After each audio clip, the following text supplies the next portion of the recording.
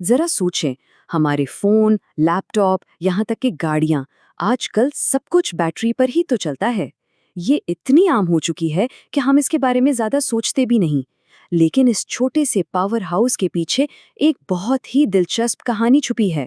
ایک ایسی کہانی جو ہمیں قدیم بغداد کے پراسرار رازوں سے لے کر ایک مینڈک کی ٹانگ پر ہوئے ایک عجیب و غریب تجربے تک لے جاتی ہے۔ تو آئیے سنتے ہیں بیٹری کی کہانی۔ تو پہلا حصہ ہے قدیم چنگاریاں جدید اسرار۔ دیکھیں، بجلی کی کہانی کا جو آغاز ہے نا، وہ ایک ایسی جگہ سے ہوتا ہے جہاں شاید کوئی سوچ بھی نہیں سکتا، قدیم کھنڈرات سے۔ بات ہے 1936 کی، جب بغداد کے قریب کھدائی ہو رہی تھی۔ وہاں ایک ایسی چیز ملی جس نے سب تاریخ دانوں کو حیران کر دیا۔ سامنے سے دیکھنے میں تو یہ بس ایک مٹی کا مرتبان تھا، کوئی 2000 سال پرانا، لیکن اس کے اندر ایک ایسا راز تھا جو سیدھا جدید ٹیکنالوجی کی طرف اشارہ کر رہا تھا۔ آج دنیا اسے بغداد بیٹری کے نام سے جانتی ہے۔ اس کا ڈیزائن آپ یقین کریں حیران کن حد تک ایک جدید بیٹری سے ملتا جلتا تھا، تانبے اور لوہے کی دھاتیں، اور اگر انہیں سرکے جیسے کسی تیزاب سے جوڑ دیا جائے تو ایک کیمیکل ری ایکشن شروع ہو جاتا ہے، اور نتیجہ تقریباً 2 وولٹ کا ایک چھوٹا سا لیکن مسلسل بہنے والا کرنٹ۔ اب سوال یہ ہے کہ 2 وولٹ سے کیا ہوتا ہے؟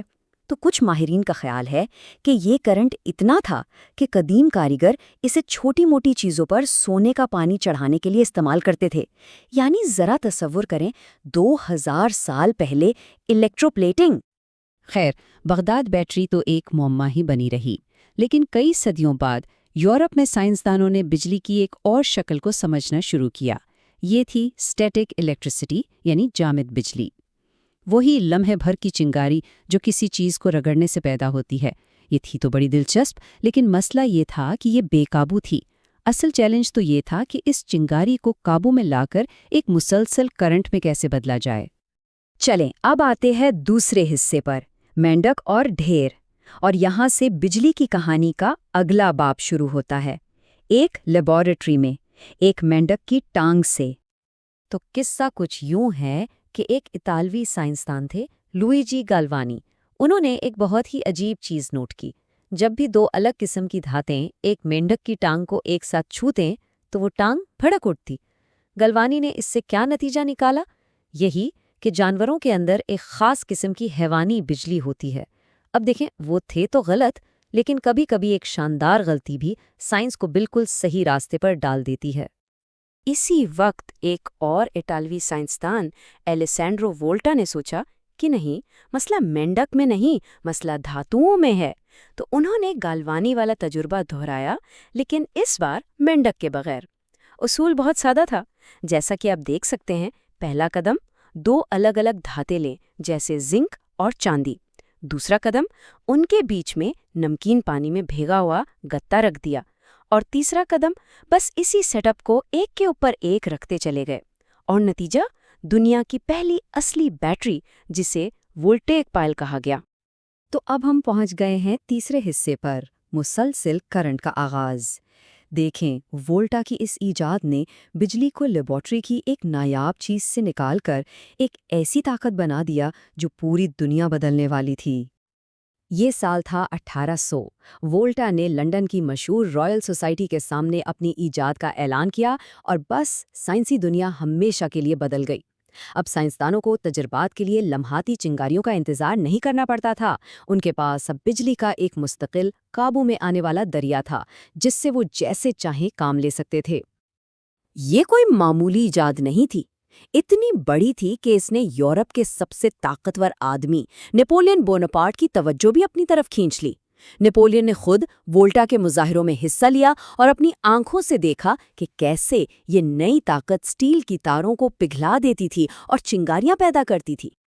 ظاہر ہے سائنسدانوں نے فوراً اس نئی طاقت کو استعمال کرنا شروع کر دیا۔ سر ہمفری ڈیوی نے ایک بہت بڑی بیٹری بنائی اور اس سے تاریخ کی پہلی الیکٹرک لائٹ جلائی، جسے آرک لیمپ کہتے ہیں۔ اس وقت وہاں موجود ایک شخص نے لکھا کہ اس کی روشنی ایسی شاندار بلند ہوتی محراب جیسی تھی جو پہلے کبھی نہیں دیکھی گئی تھی۔ یہ اندھیرے پر سائنس کی پہلی بہت بڑی فتح تھی۔ لیکن بات صرف سائنسدانوں تک تو نہیں رہنی تھی۔ صرف 2 سال بعد ہی ولیم کروکس شینک نامی ایک شخص نے ایک بہت اہم قدم اٹھایا۔ انہوں نے پہلی ایسی بیٹری ڈیزائن کی جسے فیکٹریوں میں یعنی بڑے پیمانے پر بنایا جا سکتا تھا۔ یہ وہ لمحہ تھا جب بیٹری نے لیبارٹری سے نکل کر اصل دنیا کی طرف اپنا سفر شروع کر دیا تھا۔ چوتھا حصہ، ریچارجبل پاور کی تلاش۔ اب دیکھیں، وولٹا کی بیٹری نے ایک مسئلہ تو حل کر دیا تھا، لیکن ایک نیا مسئلہ کھڑا ہو گیا تھا، وہ یہ کہ یہ بیٹریاں صرف ایک بار استعمال ہو سکتی تھیں۔ ایک بار ختم تو بس ختم۔ اور یہیں سے ہمیں پرائمری اور سیکنڈری بیٹریوں کا فرق سمجھ میں آتا ہے۔ پرائمری بیٹریاں جیسے وولٹا والی بس ایک بار استعمال ہوتی ہیں اور پھر ختم، جبکہ سیکنڈری بیٹریاں وہ ہیں جنہیں بار بار ریچارج کیا جا سکتا ہے۔ اور یہ صرف کوئی چھوٹی موٹی بہتری نہیں تھی، یہ آنے والے دور کی تمام پورٹیبل ٹیکنالوجی کی بنیاد بننے والی تھی۔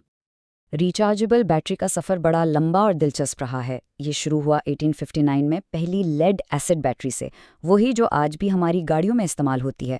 پھر 1899 میں نکل کیڈمیم بیٹری آئی، اور پھر تقریباً ایک صدی کی کوششوں کے بعد 1991 میں سونی نے مارکیٹ میں لیتھیم آئن بیٹری متعارف کروائی، ایک ایسی ایجاد جس نے ہماری دنیا کا نقشہ ہی بدل کر رکھ دینا تھا۔ اور اب آخری حصہ، ہماری جدید پورٹیبل دنیا۔ تو اتنی لمبی تاریخ کا نتیجہ کیا نکلا؟ وہ نتیجہ آج ہم سب کی جیبوں اور بیگز میں موجود ہے۔ لیتھیم آئن بیٹری نے پچھلی ساری تحقیق کو ایک چھوٹی سی، بہت طاقتور اور ریچارجبل شکل میں ہمارے سامنے رکھ دیا ہے۔ آج ذرا سوچیں، کیا کوئی بھی جدید پورٹیبل ٹیکنالوجی ایسی ہے جو لیتھیم آئن بیٹری کے بغیر چل سکتی ہو؟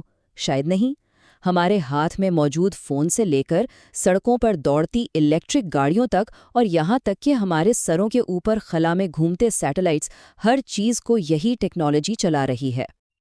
آخر لیتھیم آئن اتنی کامیاب کیوں ہوئی؟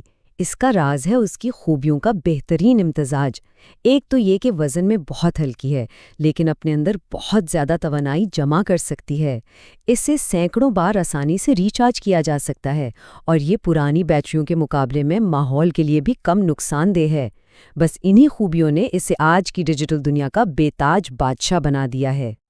تو بغداد کے ایک پراسرار مرتبان سے شروع ہونے والا یہ سفر وولٹا کے دھاتی ڈھیر سے گزرتا ہوا آج ہماری جیب میں رکھی لیتھیم آئن بیٹری تک پہنچ گیا ہے۔